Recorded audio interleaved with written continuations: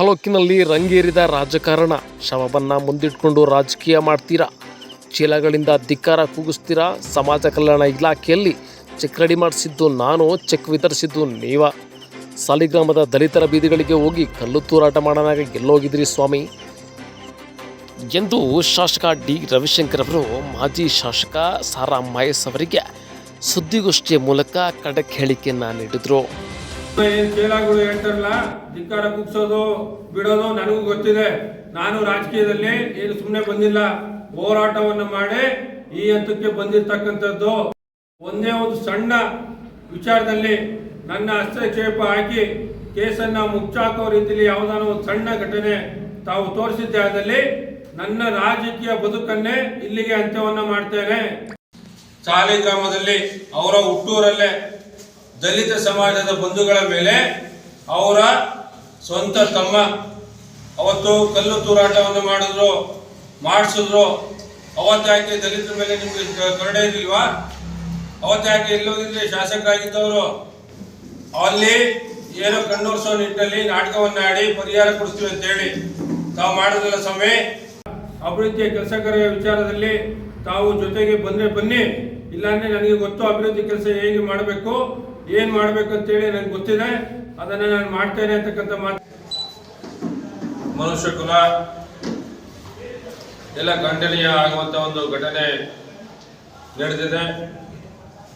ಏನು ನಮ್ಮ ಚಂದ್ಗಾಲ ಗ್ರಾಮದ ನಿಶಿತ ಮತ್ತು ಲೀಲಾವತಿ, ಮಾಧವ ನಾಯಕ ಹಾಗೂ ಗೌರಮ್ಮ ಅಂತೇಳಿ 4 ಜನ ಮಹದೇಶ್ವರ ಬೆಟ್ಟದ ಪೂಜೆಯನ್ನು ಮುಗಿಸಿ ಅಲ್ಲಿಂದ ಬಂದು ಕಾಡಿನಲ್ಲಿ ಒಂದು ವಿಶೇಷ ಸೇವನೆಯನ್ನು ಮಾಡಿರ್ತಕ್ಕಂಥ ಘಟನೆ ಗೊತ್ತಿರತಕ್ಕಂಥ ವಿಚಾರ. ಈ ಒಂದು ಘಟನೆ ನಾವೆಲ್ಲ ಖಂಡನೀಯ ಮಾಡುವಂಥ ಒಂದು ಘಟನೆ ನಡೆದಿದೆ. ಇದು ನನ್ನ ಗಮನಕ್ಕೆ ಬಂದಂಥ ಸಂದರ್ಭದಲ್ಲಿ ನಮ್ಮೆಲ್ಲ ಚಂದ್ಗಾಲ ಗ್ರಾಮದ ಎಲ್ಲ ಯಜಮಾನಗಳಿರ್ಬೋದು, ಎಲ್ಲ ಸಮಾಜದ ಬಂಧುಗಳಿರ್ಬೋದು, ಎಲ್ಲರೂ ಕೂಡ IBಯಲ್ಲಿ ಒಂದು ಸೇರಿಕೊಂಡು ಅಲ್ಲಿ ಚರ್ಚೆಯನ್ನು ಮಾಡುವಂಥ ಸಂದರ್ಭದಲ್ಲಿ ನಾನು ಅಲ್ಲಿಗೆ ಭೇಟಿ ಕೊಟ್ಟು ಸಂತ್ರಸ್ತರ ಕುಟುಂಬದವ್ರನ್ನ ಅವ್ರಿಗೆ ಸಮಾಧಾನ ಹೇಳಿ ಅವರನ್ನ ಎಲ್ಲ ವಿಚಾರವನ್ನು ತಿಳಿದು ತತ್ಕ್ಷಣದಲ್ಲೇ ನಾನು SP ಅವ್ರಿಗೆ ಕರೆಯನ್ನು ಮಾಡಿ ಈ ಒಂದು ಘಟನೆಗೆ ಯಾರು ಆರೋಪಿ ಇದ್ದಾರೆ ಆರೋಪಿಯನ್ನು ಕೂಡಲೇ ಬಂಧಿಸಬೇಕಂತೇಳಿ ನಾನು ಸೂಚನೆಯನ್ನು ಕೊಟ್ಟಿದ್ದೀನಿ. ಕೊಟ್ಟಂತ ಕೆಲವೇ ಗಂಟೆಗಳಲ್ಲಿ ಆರೋಪಿಯನ್ನು ಕೂಡ ಒಂದು ಬಂಧಿಸಿರ್ತಕ್ಕಂಥದ್ದು ನಿಮಗೆಲ್ಲ ತಿಳಿದಿರೋ ವಿಚಾರ. ಇಂಥ ಒಂದು ಘಟನೆ ಎಲ್ಲೂ ಕೂಡ ಆಗಬಾರ್ದು. ಆದರೆ ಇದಾಗಿರ್ತಕ್ಕಂಥ ಸಂದರ್ಭದಲ್ಲಿ ನಾನು ಒಬ್ಬ ಕ್ಷೇತ್ರದ ಶಾಸಕನಾಗಿ, ಸರ್ಕಾರದ ಪ್ರತಿನಿಧಿಯಾಗಿ ಏನೆಲ್ಲ ಕ್ರಮಗಳನ್ನು ತೆಗೆದುಕೊಳ್ಬೇಕು ಎಲ್ಲವನ್ನು ಕೂಡ ಜೊತೆಯಲ್ಲೇ ನಿಂತ್ಕೊಂಡು ಶನಿವಾರ ಇದು ಘಟನೆ ಆಗಿರ್ತಕ್ಕಂಥ ಸಂದರ್ಭದಲ್ಲಿ ಅಲ್ಲೇ ಇದ್ದು ಅವರ ಜೊತೆ ಅವ್ರಿಗೆ ಸಮಾಧಾನ ಹೇಳಿ ಎಲ್ಲವನ್ನು ಕೂಡ ಮಾಡಿರ್ತಕ್ಕಂಥದ್ದು.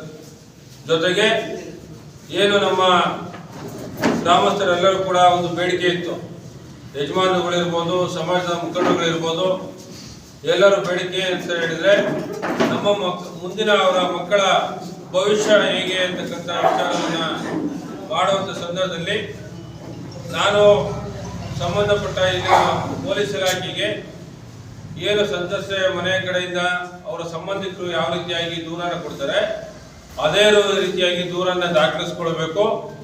ಒಂದು ಪೋಕ್ಸೋ ಕಾಯ್ದೆ ಅಡಿಯಲ್ಲಿ ಪ್ರಕರಣ ದಾಖಲೆ ಆಗಬೇಕು.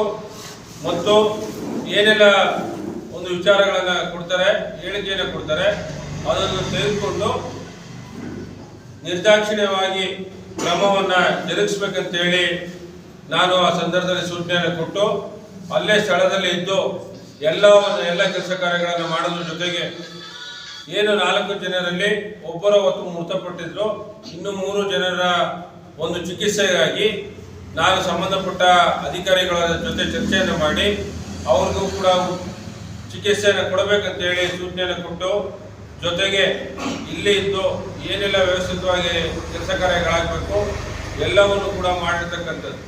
ಜೊತೆಗೆ ಯಾರು ಆ ಸಂದರ್ಭದಲ್ಲಿ ಅವತ್ತು ಮೃತಪಟ್ಟಂಥ ಸಂದರ್ಭದಲ್ಲಿ ಆ ಒಂದು ಮೃತದೇಹವನ್ನು ಕೂಡ ಪೋಸ್ಟ್ಮಾರ್ಟಮ್ ಮಾಡೋದ್ರ ಜೊತೆಗೆ ಅಲ್ಲಿಂದ ಬಂದ ಮೇಲೆ ಇಲ್ಲಿ ಗ್ರಾಮಕ್ಕೆ ಹೋಗಿ ಗ್ರಾಮದಲ್ಲೇ ನಿಂತು ನಾನೆಲ್ಲ ಸಂಪೂರ್ಣ ಕೆಲಸ ಕಾರ್ಯಗಳನ್ನು ಜವಾಬ್ದಾರಿಯುತವಾಗಿ ನಾನು ಮಾಡಿದ್ದೇನೆ. ಜೊತೆಗೆ ಅವರ ಬೇಡಿಕೆ ನಿಂತ ಸಂದರ್ಭದಲ್ಲಿ ಸಂತ್ರಸ್ತ ಕುಟುಂಬಕ್ಕೆ ಅನ್ಯಾಯ ಆಗಿದೆ, ಅವರ ಮುಂದಿನ ಭವಿಷ್ಯ ಏನು ಅಂತಕ್ಕಂಥ ನಿಟ್ಟಿನಲ್ಲಿ ಕೇಳಿದಂಥ ಸಂದರ್ಭದಲ್ಲಿ ಇಲಾಖೆಯಿಂದ ನಾನು ಅವತ್ತು ಒಬ್ಬರು ಮೃತಪಟ್ಟಂಥವರು ಇದ್ರು, ಅವತ್ತು ನಾವು 8 ಲಕ್ಷ ಇಲಾಖೆಯಿಂದ ಏನು ಬರುತ್ತೆ ಅದನ್ನು ಕೂಡ ಒಂದು ಪರಿಹಾರದ ಚೆಕ್ಕನ್ನು ರೆಡಿ ಮಾಡಿಸುವಂಥದ್ದು.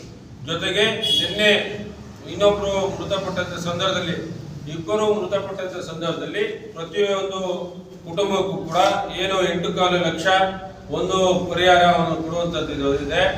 ಅದನ್ನು ಇಬ್ಬರಿಗೆ ಒಟ್ಟು 16.5 ಲಕ್ಷ ಪರಿಹಾರವನ್ನು ನಿನ್ನೆ ನಾನೇ ಖುದ್ದು DC ಅವರನ್ನು ಭೇಟಿ ಮಾಡಿ DC ಅವರ ಮೂಲಕವಾಗಿ ಸಮಾಜ ಕಲ್ಯಾಣ ಇಲಾಖೆ ಅಧಿಕಾರಿಗಳಿಗೆ ಸೂಚನೆ ಕೊಟ್ಟು ಆ ಒಂದು ಪರಿಹಾರ ಚೆಕ್ಕವನ್ನು ಈ ಒಂದು ಸಂದರ್ಭದಲ್ಲಿ ತಯಾರು ಮಾಡಿರ್ತಕ್ಕಂಥದ್ದು. ಜೊತೆಗೆ ನಾನು ಸೂಚನೆಯನ್ನು ಕೊಟ್ಟಂಥ ಸಂದರ್ಭದಲ್ಲಿ ಅಧಿಕಾರಿಗಳು ಏನು ಜಿಲ್ಲಾ ಸಮಾಜ ಕಲ್ಯಾಣ ಅಧಿಕಾರಿ ಇರ್ಬೋದು, ಅದರ ಜೊತೆಯಲ್ಲಿ ತಹಸೀಲ್ದಾರ್ ಜೊತೆ ಗ್ರಾಮಕ್ಕೆ ಭೇಟಿಯನ್ನು ಕೊಡಬೇಕು. ಸಂತ್ರಸ್ತ ಕುಟುಂಬಕ್ಕೆ ಹೋಗಿ ತಾವು ಪರಿಹಾರದ ಚೆಕ್ಕನ್ನು ಈ ಕೂಡಲೇ ಕೊಡಬೇಕಂತೇಳಿ ನಾನು ಸೂಚನೆಯನ್ನು ಕೊಟ್ಟಿರ್ತಕ್ಕಂಥದ್ದು. ಇದು ಬೇರೆ ಯಾರು ಹೋಗಿ ಇದು ಮಾಡಿದ್ದಲ್ಲ, ನಾನೇ ಖುದ್ದು ನಿಂತು ಸರ್ಕಾರದಿಂದ ಏನೆಲ್ಲ ಜವಾಬ್ದಾರಿತ್ವ ಕೆಲಸ ಕಾರ್ಯಗಳನ್ನು ಆಗಬೇಕು ಅವೆಲ್ಲವನ್ನು ಕೂಡ ಮಾಡಿರ್ತಕ್ಕಂಥದ್ದು.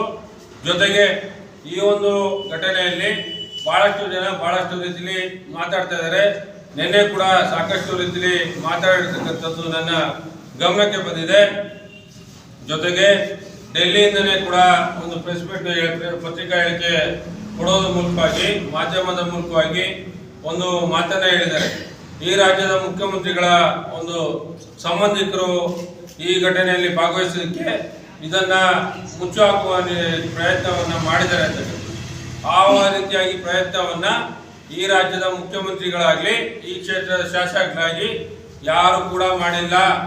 ಇದು ಮಾನವ ಕುಲದ ಒಂದು ಅವಮಾನೀಯ ಘಟನೆ ಅಂತ ತಿಳ್ಕೊಂಡು ನಾವು ಈ ಸ್ಥಳದಲ್ಲೇ ಇದ್ದು ಆ ರೀತಿಯಾಗಿದ್ರೆ ಆ ಸ್ಥಳಕ್ಕೆ ಯಾಕೆ ಹೋಗ್ತಾ ಇದ್ವಿ, ಸ್ಥಳದಲ್ಲಿ ಇದ್ದು ಸೂಚನೆಯನ್ನು ಕೊಟ್ಟು ಮೇಲಧಿಕಾರಿಗಳಿಗೆ ಸೂಚನೆಯನ್ನು ಕೊಟ್ಟಂತಹ ಸಂದರ್ಭದಲ್ಲಿ ಕೆಲವೇ ಗಂಟೆಗಳಲ್ಲಿ ಆ ಒಂದು ಆರೋಪಿಯನ್ನ ಯಾರು ಲೋಕೇಶ್ ಅಂತ ಹೇಳಿ ಆರೋಪಿ ಇದ್ದಾನೆ ಅವನ ಮಳವಳ್ಳಿಯಲ್ಲಿ ಬಂಧಿಸಿ ಅವರನ್ನ ಚಾಮರಾಜನಗರ ಜಿಲ್ಲೆಯ ಅಧಿಕಾರಿಗಳು ಅರೆಸ್ಟ್ ಅನ್ನ ಮಾಡಿದ್ರು. ಅದಾದ್ಮೇಲೆ ಮೊನ್ನೆ ಭಾನುವಾರ ರಾತ್ರಿ ಈ ಒಂದು ನಮ್ಮ ಮೈಸೂರು ಜಿಲ್ಲೆಗೆ ಹಸ್ತಾಂತರವನ್ನು ಮಾಡಿ ಈ ಒಂದು ಸಂದರ್ಭದಲ್ಲಿ ನಮ್ಮ ಮೈಸೂರು ಜಿಲ್ಲೆಯ ಪೊಲೀಸ್ ಇಲಾಖೆಯ ಅಡಿಯಲ್ಲಿ ಆ ಆರೋಪಿ ಇದ್ದಾರೆ. ಆ ನಿಟ್ಟಿನಲ್ಲಿ ಇದು ಸತ್ಯಕ್ಕೆ ದೂರವಾದಂಥ ಮಾತು. ಈ ಒಂದು ಘಟನೆಯ ಒಂದು ಸಂದರ್ಭದಲ್ಲಿ ನಾವು ಒಬ್ಬ ಮನುಷ್ಯನ ಒಂದು ಸ್ವಾಭಾವಿಕ ಗುಣ ಇರಬೇಕು ಹೊರತು ಈ ಒಂದು ಏನು ಮೃತದೇಹನ ಇಟ್ಕೊಂಡು ರಾಜಕಾರಣ ಮಾಡೋದಾಗ್ಲಿ ಮತ್ತೊಂದಾಗ್ಲಿ ಮಾಡೋದಲ್ಲ. ಈ ಒಂದು ಚೆಕ್ ವಿತರಣೆ ಇರ್ಬೋದು, ಚೆಕ್ಕಿನ ತಯಾರು ಮಾಡುವಂತ ರೀತಿಯಲ್ಲಿ ಒಂದು ಅಧಿಕಾರಿಗಳಿಗೆ ಸೂಚನೆಯನ್ನು ಕೊಟ್ಟಿರ್ತಕ್ಕಂಥದ್ದು ಇರ್ಬೋದು, ಎಲ್ಲ ರೀತಿಯ ಕ್ರಮಗಳಲ್ಲಿ ನಾನು ಈ ಕ್ಷೇತ್ರದ ಶಾಸಕನಾಗಿ ಸಂಪೂರ್ಣವಾಗಿ ಜವಾಬ್ದಾರಿ ನಿಂತುಕೊಂಡು ಕೆಲಸವನ್ನ ಮಾಡಿದ್ದೇನೆ ಅಂತಕ್ಕಂಥ ಮಾತನ್ನ ನಾನು ನಿಮ್ಮ ಮೂಲಕವಾಗಿ ಎಲ್ಲ ಸರ್ವ ಜನತೆಗೆ ನಾನು ತಿಳಿಸಲಿಕ್ಕೆ ಬಯಸ್ತಾ ಇದ್ದೇನೆ. ಅದೇ ರೀತಿಯಲ್ಲಿ ನಮ್ಮ ಮತ್ತೆ ಸಂತ್ರಸ್ತರ ಕುಟುಂಬದವರು ಎಲ್ಲ ಕೇಳ್ಕೊಂಡಂತ ಸಂದರ್ಭದಲ್ಲಿ ಏನು ನಮ್ಮ ಕುಟುಂಬಕ್ಕೆ ಮುಂದಿನ ದಾರಿ ಏನು ಅಂತಕ್ಕಂಥ ಸಂದರ್ಭದಲ್ಲಿ ಕೇಳ್ಕೊಂಡಾಗ ನಾನು ಈ ಕ್ಷೇತ್ರದ ಶಾಸಕನಾಗಿ ವೈಯಕ್ತಿಕವಾಗಿ ನಾನು ಪರಿಹಾರವನ್ನು ಕೊಡ್ತೇನೆ ಅಂತಕ್ಕಂಥ ಮಾತನ್ನ ಹೇಳಿ ಅವತ್ತು 2 ಲಕ್ಷ ಪರಿಹಾರವನ್ನು ಕೊಟ್ಟಿರ್ತಕ್ಕಂಥದ್ದು. ಜೊತೆಗೆ ಚಿಕಿತ್ಸೆಗೆ 25,000 ರೂಗಳನ್ನು ಕೊಟ್ಟಿರ್ತಕ್ಕಂಥದ್ದು. ಅದರ ಜೊತೆಯಲ್ಲಿ ನಮ್ಮ ಶಿವನಾಯಕರು ಕೂಡ 25,000 ರೂಗಳನ್ನ ಅವತ್ತು ನಮ್ಮ ಸಂತ್ರಸ್ತರ ಕುಟುಂಬಕ್ಕೆ ಕೊಟ್ಟಿರ್ತಕ್ಕಂಥದ್ದು. ಇವೆಲ್ಲವನ್ನು ಕೂಡ ಮಾಡಿರ್ತಕ್ಕಂಥದ್ದು ನಾವು ನಿಂತು ಇಲ್ಲಿ ಜವಾಬ್ದಾರಿ ತೆಗೆದುಕೊಂಡು ಮಾಡಿರ್ತಕ್ಕಂಥದ್ದು. ಇಲ್ಲಿ ಹಿಂದೆ ಹೋಗೋದಾಗ್ಲಿ ಮತ್ತೊಂದಾಗ್ಲಿ. ಅದರ ಜೊತೆಯಲ್ಲಿ ಇನ್ನೊಂದು ಆರೋಪವನ್ನು ಮಾಡಿದ್ದಾರೆ. ಏನೋ ಈ ಕೇಸಿನ ಮುಚ್ಚಾಕುವಂತ ನಿಟ್ಟಿನಲ್ಲಿ ಹುನ್ನಾರು ನಡೆದಿದೆ ಅಂತಕ್ಕಂಥದ್ದು.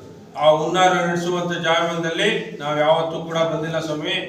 ಈ ಹಿಂದೆ ನೀವು ಮಾಡಿದ್ರಲ್ಲ ಹೆಬ್ಬಾಳ ಒಂದು ಘಟನೆ ಆದ ಸಂದರ್ಭದಲ್ಲಿ ಹೆಬ್ಬಾಳ ಕೊಲೆ ಆಯ್ತಲ್ಲ, ಅವಾಗ ಇಲ್ಲಿ ಹೋಗಿದ್ರಿ ಸ್ವಾಮಿ ತಾವು.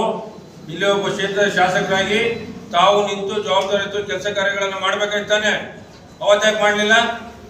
ಅದೇ ರೀತಿಯಲ್ಲಿ ನಮ್ಮ ಸಿದ್ದಾಪುರದಲ್ಲಿ ಗ್ರಾಮ ಘಟನೆ ನಿಮಗೆಲ್ಲ ಗೊತ್ತಿರೋ ಹಾಗೆ ಅಲ್ಲಿ ಏನು ಘಟನೆ ಆಯಿತು, ಗ್ರಾಮ ಪಂಚಾಯಿತಿಯ ಒಂದು ಹೆಸರನ್ನು ಇಡುವಂಥ ಸಂದರ್ಭದಲ್ಲಿ ಅವತ್ತು ಮನೆಗೆ ನುಗ್ಗಿ ಮನೆಯಿಂದ ಎಳ್ಕೊಂಡ್ಬಂದು ಹೊಡೆದಿರ್ತಕ್ಕಂಥ ಘಟನೆ ಆಯಿತು. ಅವತ್ತೆಲ್ಲ ಹೋಗಿದ್ರು ಈ ತಾಲೂಕಿನ ಶಾಸಕರು ಎಲ್ಲೋಗಿದ್ರು ಸ್ವಾಮಿ ಇವತ್ತು. ಅದರ ಜೊತೆಲೆ ಈ ಒಂದು ನಮ್ಮ ಸಾಲಿ ಗ್ರಾಮದಲ್ಲಿ ಅವರ ಹುಟ್ಟೂರಲ್ಲೇ ದಲಿತ ಸಮಾಜದ ಬಂಧುಗಳ ಮೇಲೆ ಅವರ ಸ್ವಂತ ತಮ್ಮ ಅವತ್ತು ಕಲ್ಲು ತೂರಾಟವನ್ನು ಮಾಡಿಸಿದ್ರು. ಅವತ್ತಾಕೆ ದಲಿತರ ಮೇಲೆ ನಿಮ್ಗೆ ಕರುಣೆ ಇರಲಿಲ್ವಾ? ಅವತ್ತಾಕೆ ಎಲ್ಲೋಗಿದ್ರೆ ಶಾಸಕರಾಗಿದ್ದವರು ಅಲ್ಲಿ ಏನೋ ಕಣ್ಣೋರ್ಸೋ ನಿಟ್ಟಿನಲ್ಲಿ ನಾಟಕವನ್ನ ಆಡಿ ಪರಿಹಾರ ಕೊಡಿಸ್ತೀವಿ ಅಂತ ಹೇಳಿ ತಾವು ಮಾಡೋದಿಲ್ಲ ಸ್ವಾಮಿ. ಇವತ್ತು ತನಕ ಪರಿಹಾರ ಕೊಡಿಸಿದ್ರ? ಯಾಕೆ ಕೊಡಿಸಿಲ್ಲ? ನಿಮ್ಗೆ ಜವಾಬ್ದಾರಿ ಇರಲಿಲ್ವಾ? ಈ ತಾಲೂಕಲ್ಲಿ ಈ ಹಿಂದೆ ಯಾವುದೇ ಒಂದು ಘಟನೆ ನಡೆದ ಸಂದರ್ಭದಲ್ಲಿ ಅದೇನೋ ಅಂತ್ಯಕ್ರಿಯೆ ಮಾಡೋಕ್ಕಿಂತ ಮುಂಚೆ ಯಾವುದಾರೋ ಒಂದು ಘಟನೆಯಲ್ಲಿ ಪರಿಹಾರದ ಚೆಕ್ ಅನ್ನ ಕೊಡಿಸಿದ ಸ್ವಾಮಿ ನೀವು. ಇವತ್ತು ನಾನು ಈ ಕ್ಷೇತ್ರದ ಶಾಸಕನಾಗಿ ಈ ಒಂದು ಘಟನೆಯಲ್ಲಿ ಮೃತದೇಹವನ್ನು ಇಟ್ಕೊಂಡು ನಾಟಕ ಆಡಿಲ್ಲ. ಮೃತದೇಹ ಬೆಂಕಿಗೆ ಆಹುತಿ ಆಗುವ ಮುಂಚೆನೆ ನಾನು ಪರಿಹಾರದ ಚೆಕ್ ಅನ್ನ ಸಂಬಂಧಪಟ್ಟ ಇಲಾಖೆಯಿಂದ ಕೊಡಿಸಿದ್ದೇನೆ. ಅದು ನನ್ನ ಜವಾಬ್ದಾರಿ. ಈ ಕ್ಷೇತ್ರದ ಜನತೆಗೆ ನಾನು ನಡೆದುಕೊಳ್ಳುವಂತ ಒಂದು ಜವಾಬ್ದಾರಿ ಇದೆ. ಈ ಕ್ಷೇತ್ರ ನನಗೆ ಆಶೀರ್ವಾದವನ್ನು ಮಾಡಿದ್ರು, ಅವರ ಸೇವೆ ಮಾಡುವಂತ ಅವಕಾಶ ಕೊಟ್ಟಿದ್ರು. ಸೇವೆ ಮಾಡುವ ಸಂದರ್ಭದಲ್ಲಿ ಇಂಥ ಘಟನೆಗಳ ಸಂದರ್ಭದಲ್ಲಿ ನಾನು ಕ್ಷೇತ್ರದ ಶಾಸಕನಾಗಿ ಸರ್ಕಾರದ ಪ್ರತಿನಿಧಿಯಾಗಿ ನಾನು ಜವಾಬ್ದಾರಿಯುತವಾಗಿ ಕೆಲಸವನ್ನ ಮಾಡಿದ್ದೇನೆ. ಈ ಒಂದು ಕೇಸಿನ ಸಂಬಂಧಪಟ್ಟ ಹಾಗೆ ಒಂದೇ ಒಂದು ಸಣ್ಣ ವಿಚಾರದಲ್ಲಿ ನನ್ನ ಹಸ್ತಕ್ಷೇಪ ಹಾಕಿ ಕೇಸನ್ನ ಮುಚ್ಚಾಕುವ ರೀತಿಯಲ್ಲಿ ಯಾವುದಾದ್ರು ಒಂದು ಸಣ್ಣ ಘಟನೆ ತಾವು ತೋರಿಸಿದ್ದೆ ಆದಲ್ಲಿ ನನ್ನ ರಾಜಕೀಯ ಬದುಕನ್ನೇ ಇಲ್ಲಿಗೆ ಅಂತ್ಯವನ್ನ ಮಾಡ್ತೇನೆ. ಇದು ನನ್ನ ಮಾತು. ಈ ಒಂದು ಪತ್ರಿಕಾ ಮಾಧ್ಯಮದ ಮೂಲಕವಾಗಿ ತಮ್ಮೆಲ್ಲರಿಗೂ ತಿಳಿಸೋದಕ್ಕೆ ಬಯಸ್ತಾ ಇದ್ದೇನೆ. ಈ ರೀತಿಯಾದಂಥ ಸುಳ್ಳು ಆರೋಪಗಳನ್ನ ಬಿಟ್ಟು ನಮ್ಮ ಸಮಸ್ತ ನಮ್ಮ KR ನಗರ ವಿಧಾನಸಭಾ ಕ್ಷೇತ್ರದ ಅಭಿವೃದ್ಧಿಯ ಕೆಲಸಕರ ವಿಚಾರದಲ್ಲಿ ತಾವು ಜೊತೆಗೆ ಬಂದ್ರೆ ಬನ್ನಿ, ಇಲ್ಲಾಂದ್ರೆ ನನಗೆ ಗೊತ್ತು ಅಭಿವೃದ್ಧಿ ಕೆಲಸ ಹೇಗೆ ಮಾಡಬೇಕು, ಏನ್ ಮಾಡಬೇಕು ಅಂತೇಳಿ ನನಗೆ ಗೊತ್ತಿದೆ. ಅದನ್ನ ನಾನು ಮಾಡ್ತೇನೆ ಅಂತಕ್ಕಂಥ ಮಾತನ್ನ ಈ ಸಂದರ್ಭದಲ್ಲಿ ಹೇಳಿಕ್ಕೆ ಇಷ್ಟಪಡ್ತೇನೆ. ಅದೇ ರೀತಿಯಲ್ಲಿ ಹಲವಾರು ಘಟನೆಗಳಾಗಿದ್ದೇವೆ. ಈ ಏನು ಬಹಳಷ್ಟು ಕಡೆ ಹೇಳೋದು ನನ್ನ ಅವಧಿಯಲ್ಲಿ ಎಲ್ಲೂ ಗಲಾಟೆ ಆಗಿಲ್ಲ ಅಂತೇಳಿ. ನಿಮ್ಮ ಅವಧಿಯಲ್ಲೇ ಆಗಿರ್ತಕ್ಕಂಥ ಕೊಲೆಗಳು, ಘಟನೆಗಳು ಈ ಒಂದು 2-3 ಹೇಳಿದ್ದೀನಿ. ಇನ್ನೂ ಹಲವಾರು ಇದೆ. ನಾರಾಯಣಪುರದ ವಿಚಾರ ಇರ್ಬೋದು, ಬೇರೆ ಬೇರೆ ವಿಚಾರಗಳಿರ್ಬೋದು, ಎಲ್ಲ ವಿಚಾರಗಳು ಸಾಕಷ್ಟು ಇದಾವೆ. ಇದು 3 ನಿರ್ದೇಶನಗಳನ್ನ ಕೊಟ್ಟಿದ್ದೇನೆ. ಆಯ್ತಾ? ನಿಮ್ಮ ಏನು ಚೇಲಾಗಳು ಹೇಳ್ತಾರಲ್ಲ, ಧಿಕ್ಕಾರ ಕುಗ್ಸೋದು ಬಿಡೋದು ನನಗೂ ಗೊತ್ತಿದೆ. ನಾನು ರಾಜಕೀಯದಲ್ಲಿ ಏನು ಸುಮ್ಮನೆ ಬಂದಿಲ್ಲ, ಹೋರಾಟವನ್ನು ಮಾಡಿ ಈ ಹಂತಕ್ಕೆ ಬಂದಿರತಕ್ಕಂಥದ್ದು. 20 ವರ್ಷಗಳ ಸುದೀರ್ಘಾವಧಿಯಲ್ಲಿ ನಾನು ತಾಲೂಕಿನಲ್ಲಿ ನಿರಂತರವಾಗಿ ಜನಗಳ ಮಧ್ಯೆ ಇದ್ದು ಜನರಿಗೆ ಕಷ್ಟ ಸುಖಗಳಿಗೆ ಭಾಗಿಯಾಗಿ ಎಲ್ಲ ರೀತಿಯ ಸಮಸ್ಯೆಗಳು ಬಂದಂತ ಸಂದರ್ಭದಲ್ಲಿ ಹೆಬ್ಬಾಳಿನ ವಿಚಾರದಲ್ಲಿ ನಾನು ಅವತ್ತು ಹೋಗಿ ನಿಂತು ಎಲ್ಲ ಜನತೆಯನ್ನ ಕೈ ಮುಗಿದು ಅವ್ರ ಕಾಲಕ್ಕೆ ಬಿದ್ದು ಅವತ್ತು ತಡೆಗಟ್ಟದೇ ಇದ್ದಿದ್ರೆ ಅವತ್ತು ಹೆಬ್ಬಾಳ್ ಕೊಪ್ಪಲಲ್ಲಿ ಇರ್ಬೋದು, ಹೆಬ್ಬಾಳಲ್ಲಿ ಇರ್ಬೋದು, ಹೆಬ್ಬಾಳ್ ಬಡಾವಣೆಯಲ್ಲಿ ಇರ್ಬೋದು, ದೊಡ್ಡ ಮಟ್ಟದಲ್ಲಿ ಅನಾಹುತ ಆಗ್ತಾ ಇತ್ತು.